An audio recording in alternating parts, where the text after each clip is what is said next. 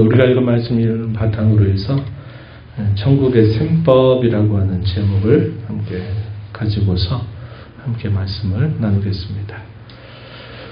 구약의 긴 말씀들을 이제 다 우리가 창세기부터 말라기까지 읽고 이제 앞으로 남은 시간들 동안 우리가 이제 신약 성경에서 요한계시록까지 쭉 읽게 될 것입니다. 그러면 또 한 해가 마무리가 될 텐데요. 마태복음의 내용들은 제자도에 대한 관심이 많은 성경입니다. 그래서 예수님의 가르침에 대한 여러 묶음들이 포함되어 있는데 5번의 강화들이 이 마태복음에 모아지고 있다는 겁니다. 그래서 우리가 잘 아는 산상수훈 마태복음 5장에서부터 7장에 이르는 말씀에서 천국 백성들의 그 삶의 자태가 어떻게 되느냐 하는 것들에 대한 소개가 주어지고 마태복음 13장으로 가서 보게 되면 천국에 대한 예수님의 가르침을 여러 비유들을 통해서 그 천국의 이치 또 천국이 갖고 있는 여러 성격들을 말씀해 주셨어요. 그리고 이제 쭉 더 뒤로 가서 우리가 읽는 이 마태복음 18장에 나오는 내용들도 예수님의 가르침이 모아져 있는데 이 내용들은 이제 네 번째 강화에 해당되는 부분이 되겠습니다. 그리고 마지막 5번째 내용은 감람산 강화, 예수님의 마지막 한 주간 중에서 화요일 날 오후부터 저녁에 예루살렘의 미래에 어떻게 될 것인가에 대해서 말씀하시면서 가까운 미래뿐만 아니라 먼 미래에 있게 될 이 재림에 대한 가르침들이 포함됩니다. 그래서 이 마태복음에는 이 5개의 강화 혹은 설교들이 혹은 가르침들이 모아져 있다는 것이 이제 마태복음의 특징입니다. 오늘 우리가 읽은 이 말씀에서는 제자들 가운데서 누가 더 크냐 하는 논쟁이 벌어지면서 제자들이 예수님에게 그것을 물으려고 예수님 앞에 나옵니다. 예수님, 천국에서는 누가 더 큽니까? 예수님에게 물어요. 여러 논쟁들이 있고 여러 이야기들이 있는데 그런 이야기들을 가지고서 예수님 앞에 나와서 묻는 자세, 이것은 굉장히 바람직하고 좋은 자세다 이렇게 말할 수 있을 겁니다. 우리가 항상 성도들이 어떤 생각이나 말이나 어떤 여러 이야기들, 다툼이 있게 될 때 결국 우리가 궁극적으로 최종적인 권유로 삼아야 될 부분은 이에 대하여 성경이 혹은 하나님께서 뭐라고 말씀하시는가를 듣는 자세입니다. 그래서 이제 제자들이 이런 논쟁 가운데 예수님이 묻는 태도만큼은 바람직하고 좋은 자세다. 우리가 이렇게 배울 수 있겠고요. 이런 물음에 대해서 예수님은 대답을 해주십니다.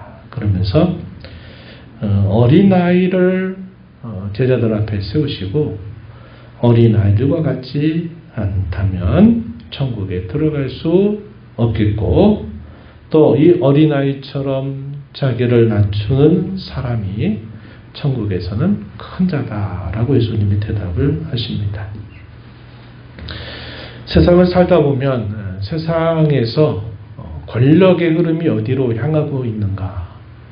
그 권력의 중심에는 돈이라고 하는 것이 있고 또 그가 갖고 있는 사회적인 지위 혹은 명예 이런 것들이 어떤 힘을 행사할 수 있는 아주 중요한 자질들이 된다 이렇게 이 사람들이 생각합니다. 그래서 돈을 많이 벌려고 하고 가급적이면 자신의 지위를 높이려고 하고 또 더더군다나 사람들에게 영예롭고 칭송을 받게 된다면 그것도 더더군다나 좋은 일처럼 생각을 합니다. 그래서 세상을 우리가 여러 가지 관점에서 볼 수 있지만 과연 누가 더 힘을 가지고 있느냐, 누구와 함께 하는 것이 나에게 도움이 되겠느냐 하는 식의 생각은 이 세상이 어떤 방향으로 가는지를 보게 하는데 굉장히 중요한 기준이 되고 있다는 것을 우리가 알게 됩니다.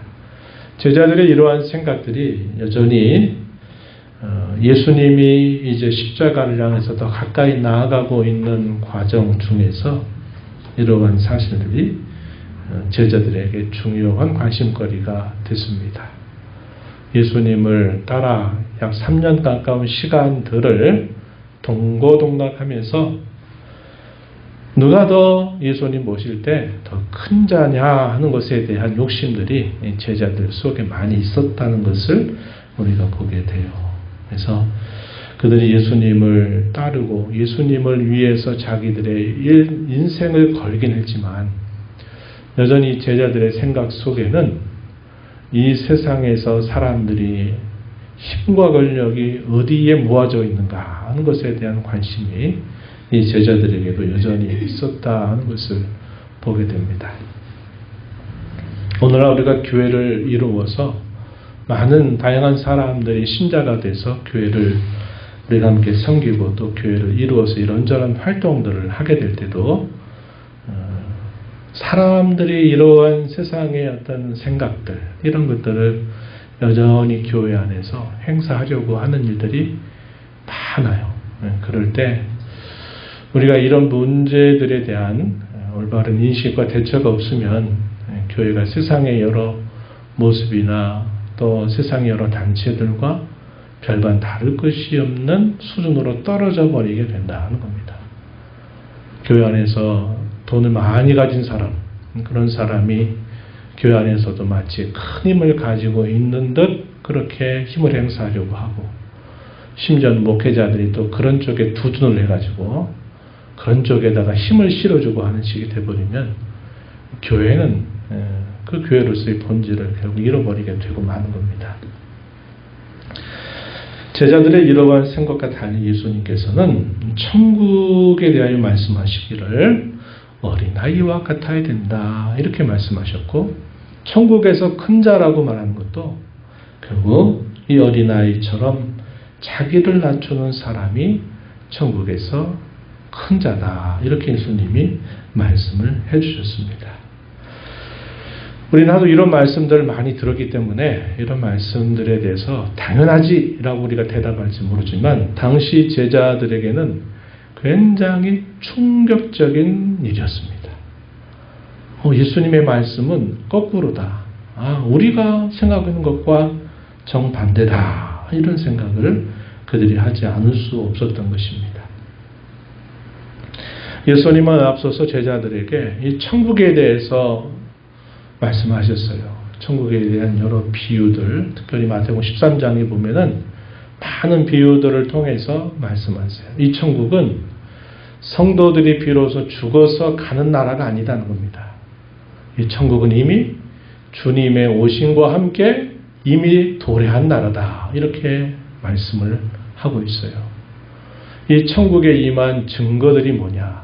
그것이 바로 귀신들이 쫓겨나감을 당하고 또 병든 자들이 치유를 받고 심지어 죽은 사람들이 다시 살아나게 되는 것은 바로 이런 하나님의 나라가 임한 그 능력이 나타나고 있는 일이다 라고 예수님이 친히 말씀을 해주셨습니다. 그래서 그 천국은 멀리 있는 나라, 죽어서 비로소 가는 나라, 그런 나라가 아니라 이미 그리스도가 이 땅에 오심으로써 임한 나라고, 그리스도를 진정한 구주로 믿는 사람들은 바로 그의 나라에 속한 자가 되었다 하는 사실을 예수님께서 말씀을 해주셨습니다.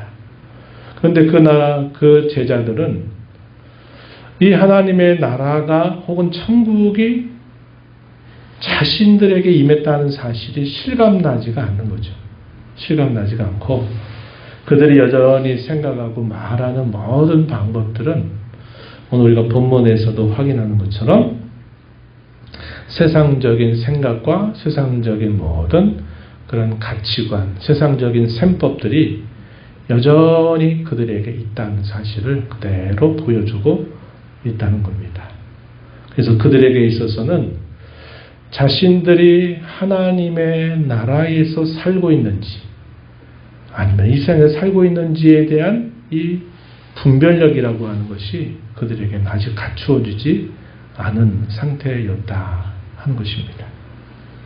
그리고 또 그 하나님의 나라가 임했다 하더라도 그 임한 하나님의 나라가 아직 온전한 모습으로 완성되지 않았다는 사실을 예수님은 계속 말씀하세요.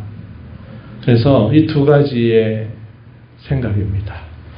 이미 하나님의 나라가 혹은 천국이 임했지만 그러나 아직 완성이 되지 않은 그런 상태.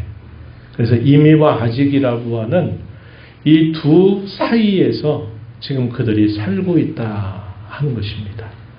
이거에 대한 이 구별을 그들이 아직 갖지 못하기 때문에 그들은 여전히 예수님을 따르지만 이 세상적인 생각과 방식, 가치관을 가지고 여전히 예수님을 그렇게 따르고 있는 상태다 하는 것을 보여주고 있어요.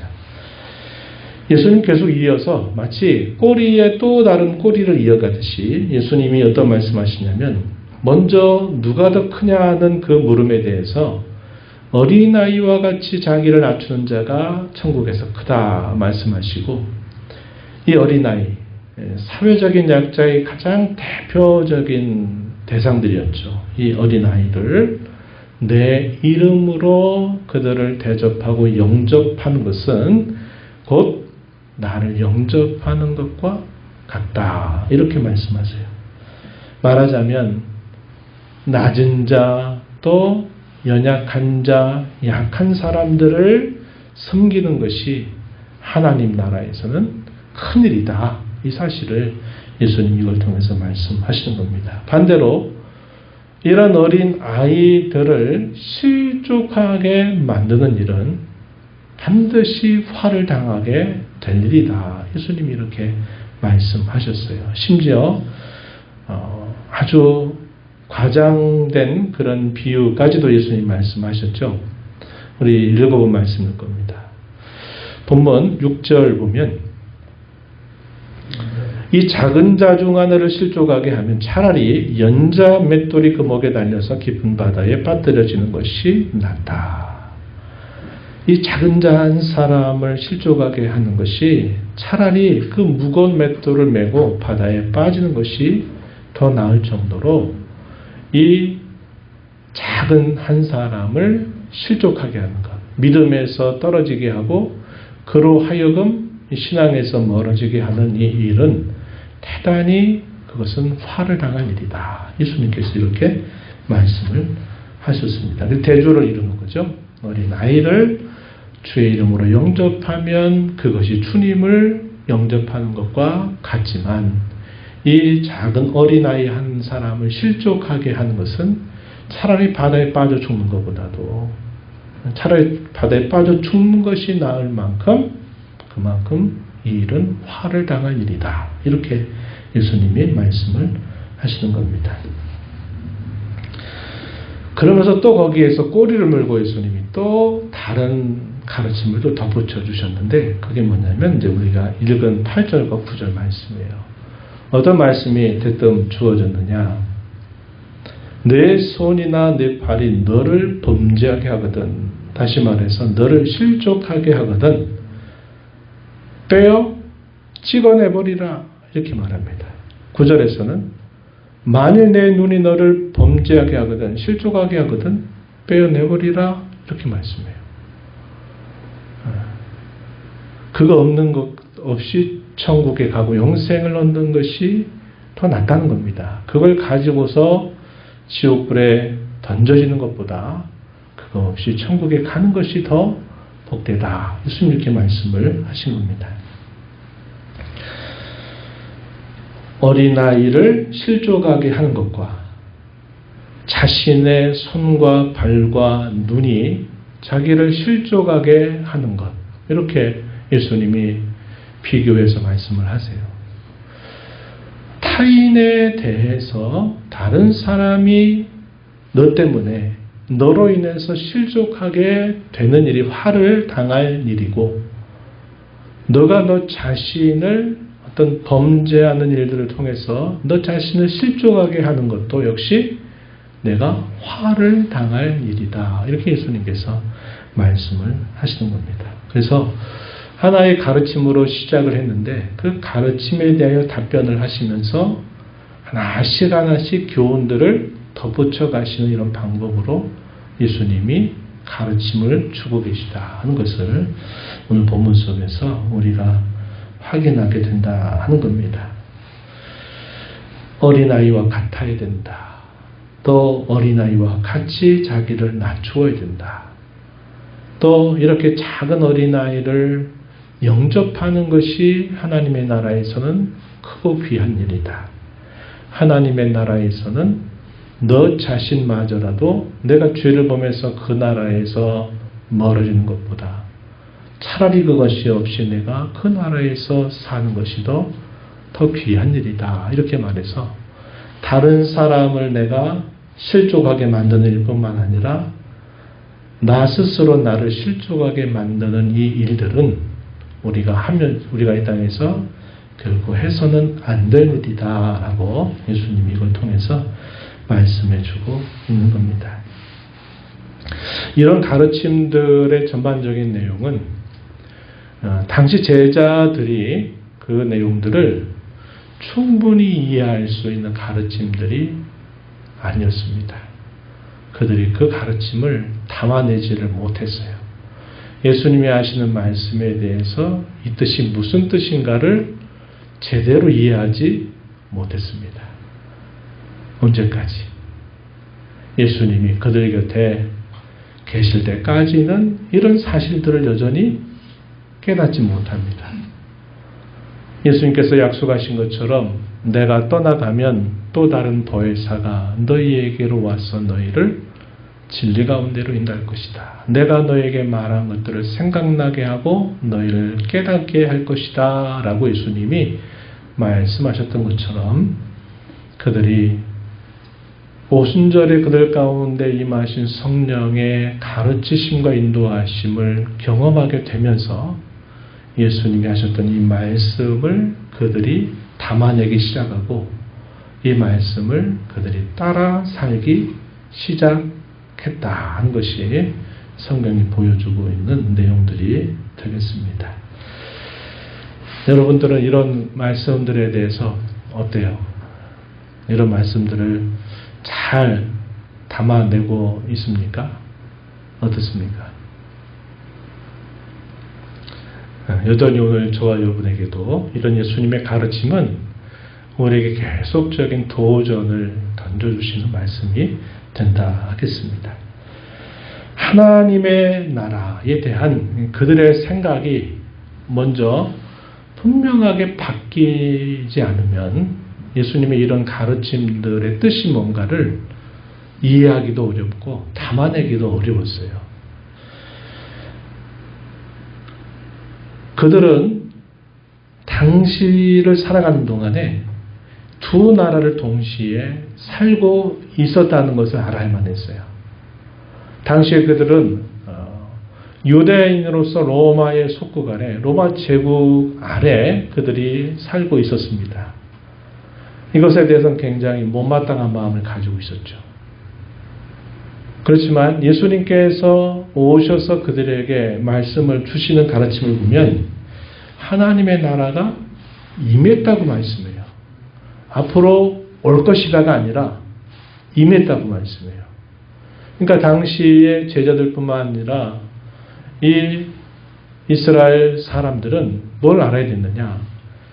우리는 지금 두 나라를 살고 있다. 우리가 정치적으로는 로마의 속국이라고 하는 이 나라 안에 우리가 속국으로 속해 있는 현실을 살지만 그러나 또 한편으로는 우리는 예수님을 진정한 왕으로 모시고 살아가는 그의 영적인 나라에 내가 속해 있다고 하는 사실을 기억해야만 됐다는 겁니다. 근데 이 두 나라를 내가 동시에 살고 있다 보니까 이게 세상 나라의 셈법인지 천국의 셈법인지가 계속 혼동이 되는 일이 있게 된다는 거죠. 우리도 그래요. 우리도 이 땅에 살면서 대한민국이라고 하는 국적을 가지고 있지만 우리는 또 하나의 국적을 이미도 가진 자로 살고 있다는 것을 알아야 합니다. 그게 뭐냐면 천국의 국적을 가지고 지금 여기서 그의 나라를 살고 있다고 하는 이 이중 왕국에 대한 분명한 인식이 우리에게 있어야 돼요. 이게 있다 하더라도 여전히 이게 세상 나라의 셈법인지 이게 천국의 셈법인지가 막 혼재되어 있다 보니까 우리의 생각이 때로는 이렇게 때로는 저렇게 이런 것들이 계속 뒤죽박죽 있는 상태가 된다는 것이죠. 또 하나의 우리가 인식해야 될 게 뭐냐면 아까도 말씀드렸듯이 우리가 하나님의 나라에 이미 속한 자로 살고 있지만 이미와 아직이라고 하는 이 중간을 우리가 지금 살고 있다 하는 생각을 또 해야만 된다는 겁니다.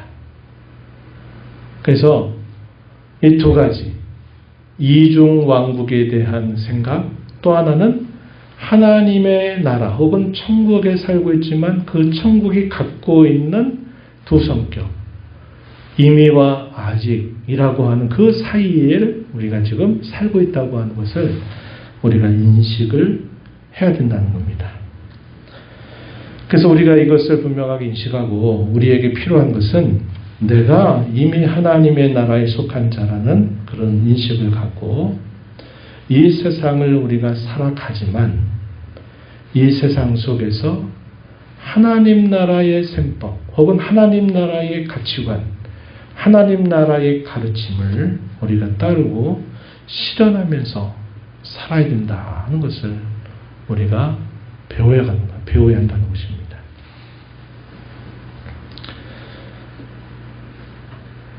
또 하나는 자신을 높이는 이 세상의 셈법과 다르게 천국의 셈법은 낮은 자라는 사실을 항상 자각하면서 겸손히 살아야 된다는 것을 가르치고 있다는 겁니다. 우리가 세상 속에서는 어떻게 하든지 내가 누구인가를 알리고 또 내가 어떤 사람인가를 그들에게 호소해서 그들이 나를 인정하고 나를 높여주기를 바라는 방법을 우리가 항상 생각을 하고 살기 쉽지만 그러나 우리는 이 세상을 살면서도 하나님 나라의 셈법 혹은 하나님 나라의 가치관을 가지고서 그 말씀을 따라 사는 일에 더 힘을 기울이면서 오늘을 살아야 된다고 하는 것이죠. 그게 바로 낮은 자로 우리 자신을 늘 자각하고 겸손히 사는 것을 가르치고 있다고 하는 것입니다. 마지막으로는 우리가 읽었던 말씀처럼 어린아이를 포함해서 다른 사람들에게 대해서 또 더 나아가서는 자기 자신에 대해서도 실족하게 하는 일들을 우리가 항상 조심해하면서 살아야 된다는 겁니다. 우리가 어떤 한 말이 다른 사람에게는 굉장히 큰 상처가 될 수도 있어요. 내가 했던 어떤 특별한 하나의 행동들이 다른 사람에게는 하나의 실족하게 만드는 그런 일이 될 수도 있어요. 그래서 우리가 항상 우리의 행동 거지를 하나님 앞에 잘 살펴서 나 때문에 다른 사람이 시험에 들거나 다른 사람이 그 신앙에서 멀어지게 하는 그런 일들을 늘 주의하면서 살고 반대로 어떻게 우리가 살아야 될까요? 나를 통해서 내 말과 내 행실과 삶을 통해서 다른 사람들에게 선하고 좋은 영향력을 끼쳐서 하나님을 믿는 사람은 이렇게 살아야 되는구나 저렇게 살아야 되는구나 하는 것들을 우리가 좋은 영향력을 발휘하는 자로 살아야 된다 하는 것입니다. 그래서 오늘 우리가 읽은 이 말씀을 통해서 천국의 셈법이라고 하는 제목을 가지고서 우리가 어떻게 지금 하나님의 나라가 완성될 그 이전까지 우리가 어떻게 우리 자신들을 돌아보며 살아야 될 것인가 하는 것들을 몇 가지로 정리해 보았습니다. 이 교훈들을 새긴 자로 우리의 남은 삶을 살아가게 되기를 바랍니다.